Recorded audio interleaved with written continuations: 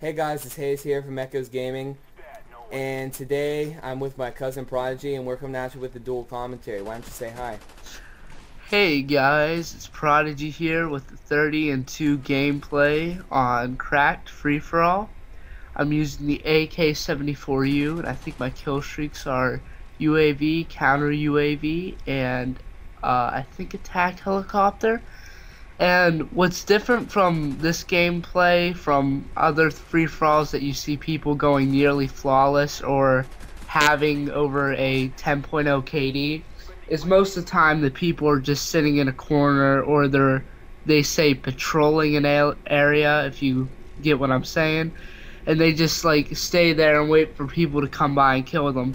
Well, for this gameplay, at the beginning I'm kind of campy, but for almost the rest of the whole entire video I'm just going in a giant circle around the map, and it's quite interesting because I have a lot of close calls where I almost die. But the only unlucky thing about this was that I just would never run into people for minutes on end. I mean, I win the game in the end, but it was just ridiculous how long it took for me to find somebody. Well, that's all I really have to say about the gameplay. So I want to start to go into a game that not many people might have known of. It's called Shaun White Snowboarding. How much do you know about it, Hayes? I know that there's dude in it, and he has red hair, and his name's Sean, and he snowboards. Yeah, that's a lot of information. At least I knew that he had red hair. You gotta give me props for that. Well, yeah, everybody knows who Shaun White is, but I don't know about that. I've played the game a couple times now, and I mean, I'm a huge skier, but just like any game like this, because there's no SSX or anything like that on the 360 or any game console yet. Well, I should say next gen. So Shaun White's really the only thing that you have for snow sports. And I mean, I really like, I've played the game a few times now, and I really like it. At first it was almost like a simulator, like an actual snowboarding game, but now it's to the point where it's like really weird. It doesn't know what it wants to be. It has these focus powers which are really strange, which like they make you always land, or they make you like survive an avalanche. I mean, having an avalanche anywhere while you're snowboarding is crazy and unrealistic, but I don't really know. The game was listed under simulator, but I don't think it is. So what do you think about that, Hayes? I don't know. It sounds kind of interesting, but it almost sounds like I don't know. I was trying to come up with a game.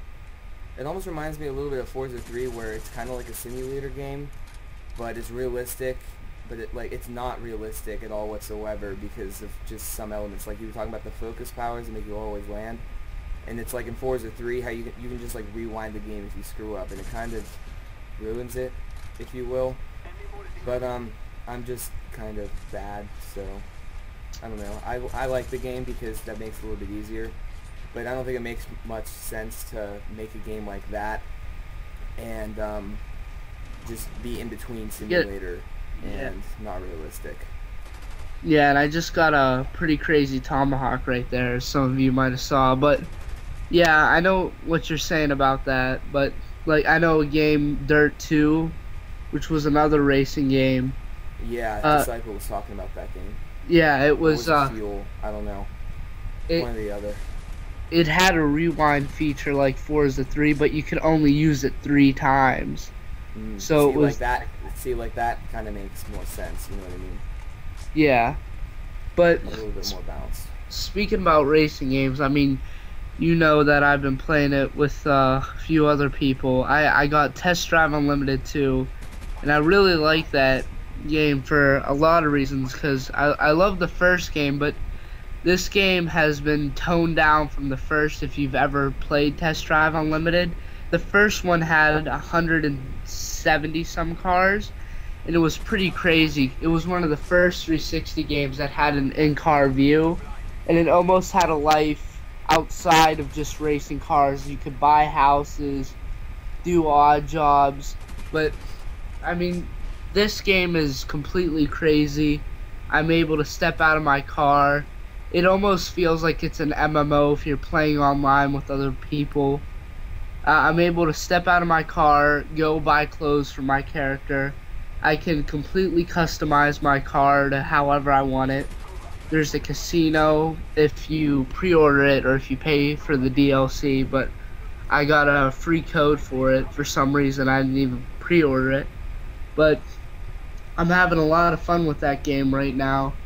It seems to be, I want to say that it's not really, I don't know how to put it. It is a simulator in many sense. It has a day and night cycle. Also has a weather cycle too. And if it's raining outside, then the tracks, then where you're racing, it handles much harder than what you would expect.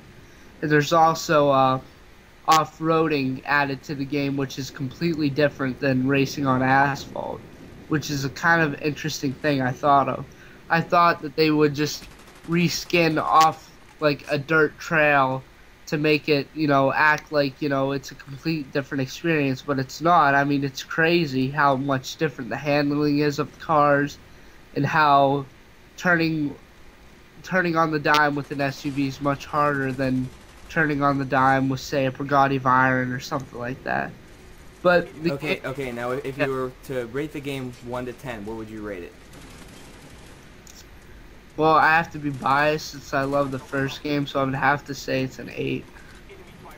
Okay, well that's very cool. I'll definitely be checking that game out. But it looks like this game's coming to a close. So I guess we'll see you in the next commentary. See ya. Bye.